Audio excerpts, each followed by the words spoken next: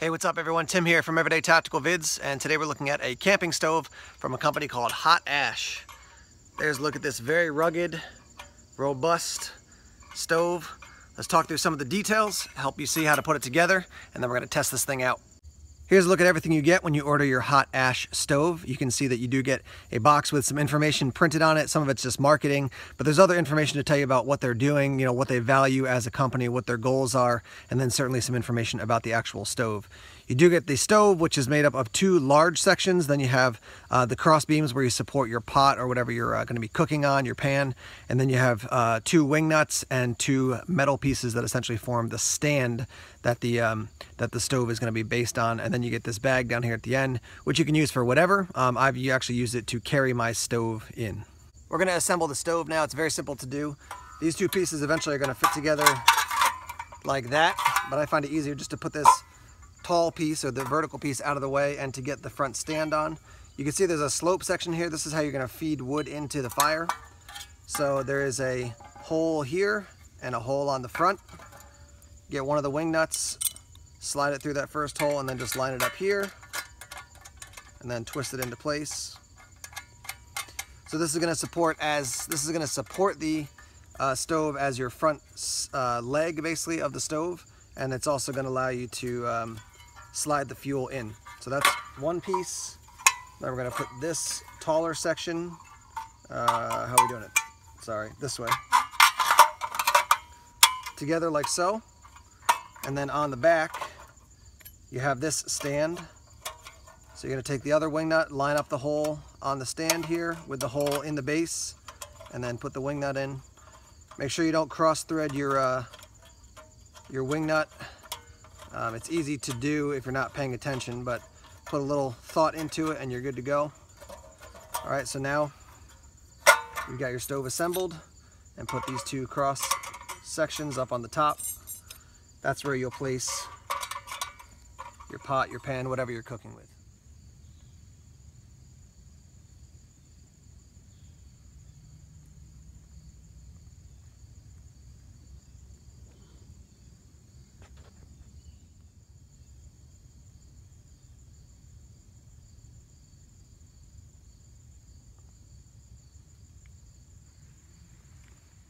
I want to show you real quickly something about the airflow on this stove. You can see, if you look down in, there's holes at the bottom, and then there's a vent there. So you're going to be getting airflow in and underneath and up. You got airflow in from here. You got airflow underneath the sticks. Even if you have sticks laying flat right here, you have airflow underneath it, and obviously airflow this way. It's kind of like a Dakota fire a little bit.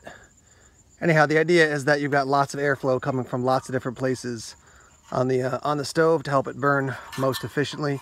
You can see on the front there's an opening for that air to enter in. So it's probably pretty obvious, but let's note here that you're going to be using sticks, pieces of wood that you find in the woods, in the forest, or wherever you're out camping, hiking, etc., to be using as fuel in the stove. So we'll take a look here.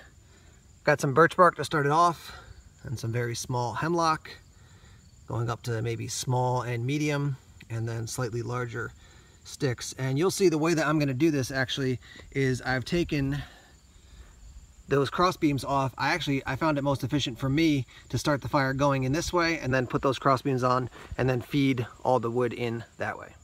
I've got some birch bark here all kind of crumpled up. I'm going to drop that down in, and then I'm going to light this one on fire and drop it in there to get it actually started. A little bit of a breeze here this morning, so let's see if that'll start.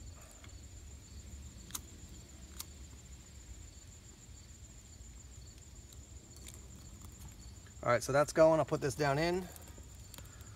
That'll catch on fire in a minute here. Put some of this hemlock down in. You'll see those flames are gonna come out pretty quickly. I just want to get a good base going for the fire. And that birch and that hemlock is being efficiently and quickly consumed. Put a little bit more in there. Push it down in.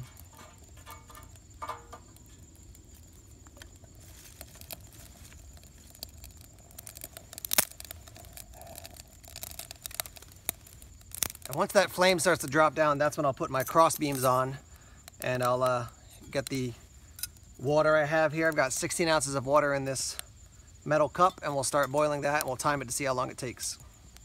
Obviously, you got flame here. You got to be careful. Don't try to put these on right now. You're going to burn yourself. Also, the entire stove is going to get hot. It's all metal, so be careful that you let it cool down first. You deal with the ashes properly when you're done, and then pack it up for storage and transport. So I can put this on now. First piece, like so. Second piece, like this. I've got a couple more twigs here I can just kind of drop in through the top opening, and then we'll start feeding in from the bottom there. So we'll start with a slightly longer stick, and I'll show you that you feed it in like this, and then as it burns, you just keep pushing it in. Obviously, the more wood you put in, the more flame you're gonna get, the hotter it's gonna burn. And I've also found that, you know, you can still drop things in the top like so. But we got a bunch of wood here, like this. Let's check our flame.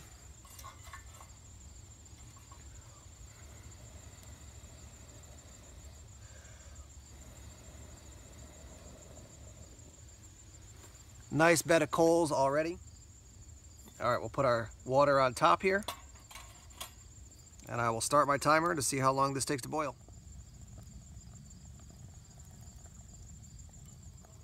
As you can see here, we're just about to hit a rolling boil. So what we'll do is put the camera up on the tripod and wrap up talking about this hot ash stove. So as you saw, it took about 20 minutes to get just to the edge of that rolling boil. I will tell you that I used the stove on vacation, and I'll roll in a couple photos here of me with my two kiddos as we were making eggs one time on the trip, and that got hot quickly. We cooked the eggs really quickly. I had to actually adjust, you know, how much wood was in there because it was getting so hot so fast. What I can tell you is that, you know, if I had to boil a ton of water using this small stove, it probably wouldn't be the most efficient way to do it. That being said, I found even using white gas, you know, which is kind of my standard go-to for camping stoves, even that seems to take a while, especially when you're taking cold water out of a cold stream and then trying to heat it up to a rolling boil. Now, the big plus of a stove like this is that you have fuel pretty much everywhere. When I've gone backpacking in the past, you know, 3, 4, 5 days, I'm bringing maybe 2 or 3 containers or canisters of white gas to use on my white gas stove. So that's weight you need to think about compared to the weight of this. As you compare those two, those are things to weigh out. And then obviously if you get in a situation where you're cooking more, you're boiling more water, whatever you're doing, if you want to be using a stove as opposed to just making a big campfire, you have basically, you know, if you're in the woods, a infinite amount pretty much of fuel. So that's definitely a plus as opposed to carrying, you know, some fuel containers or fuel canisters around with your white gas in it. The other thing about this is it is going to be, when you're considering your weight, you also want to consider the strength of it. So this thing is, I mean, it is rugged. It is very, very rugged. So I'm letting it cool down now, but you know, if by some chance, you know, I'd like, as I'm putting it together or disassembling it, whatever, I drop it on the ground, I got granite all around me, I'm not concerned at all about that thing breaking. It is just very, very sturdy. So you're gonna basically lose a little bit in the weight, but you're gonna gain a little bit in that rugged aspect.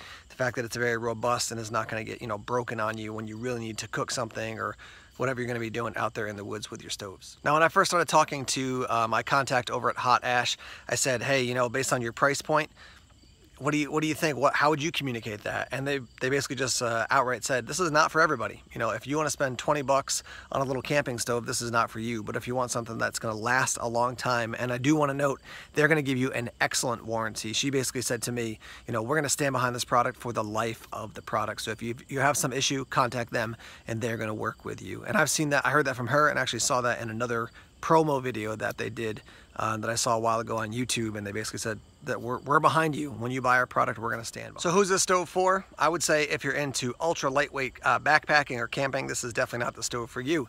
Just got some weight to it, it's got some heft to it.